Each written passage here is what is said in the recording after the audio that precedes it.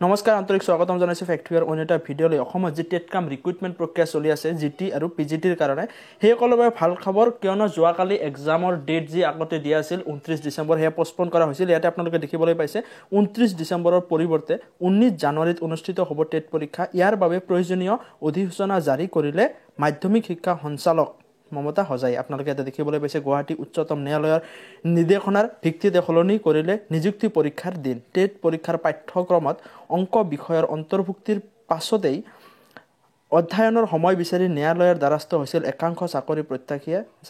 প্ৰত্যাশীসকলৰ আবেদনৰ ভিত্তিত 15 দিনৰ সময় বৃদ্ধি ন্যায়ালয়ৰ 3 জানুৱাৰীৰ পৰা নিৰ্দিষ্ট ৱেবছাইটত উপলব্ধ হ'ব আপোনালোকৰ এডমিট কাৰ্ড ইয়াতে আপোনালোকে দেখিবলৈ পাইছে এইটো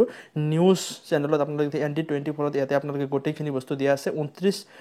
ডিসেম্বৰৰ পৰিৱৰ্তে 19 জানুৱাৰীত অনুষ্ঠিত হ'ব টেট পৰীক্ষা গুৱাহাটী উচ্চতম ন্যায়ালয়ৰ নিৰ্দেশনাৰ ভিত্তিত সলনি হ'ল নিযুক্তি পৰীক্ষাৰ দিন আপোনালোকে দেখিবলৈ পাইছে গোটেইখিনি বস্তু ইয়াতে স্পষ্টকৈ মুকলি হৈ গৈছে আপোনালোকে অফিচিয়েল নোটিছটো পাই যাব ইয়াতে অফিচিয়েলি কোৱা হৈছে নিউজ চেনেলত আহি গৈছে তো আপোনালোকে যিসকলে বেছি হতাশাত ভুগি আছিল ইয়াতে স্পষ্ট ডেটটো আপোনালোকে জানিবলৈ পালে এতিয়া ভালকৈ প্ৰিপাৰেচন কৰক আৰু আপোনালোকৰ এডমিট কাৰ্ডটো কেনেকৈ ডাউনলোড কৰিব লাগিব আপোনালোকৰ কোনটো এক্সাম চেণ্টাৰ হ'ব সেয়া গোটেইখিনি গম পাব আপোনালোকে ইয়াতে সেই ডেটটোও মেনশ্যন কৰা আছে আপোনালোকে 3 জানুৱাৰীৰ পৰা আপোনালোকৰ এডমিট কাৰ্ড ডাউনলোড কৰিব পাৰিব তো আপোনালোকৰ বাবে বহুত ভাল খবৰ অফিচিয়েল ডেটটো আহি গৈছে আপোনালোকে এতিয়া ভালকৈ প্ৰিপাৰেচন কৰক আগলৈকে কি আপডেট আহে সেই বিষয়ে জানিবলৈ আমাৰ চেনেলটো ছাবস্ক্ৰাইব কৰি ৰাখিব আমি গোটেইখিনি বস্তু সময়ে সময়ে আপডেট দিবলৈ যত্ন কৰিম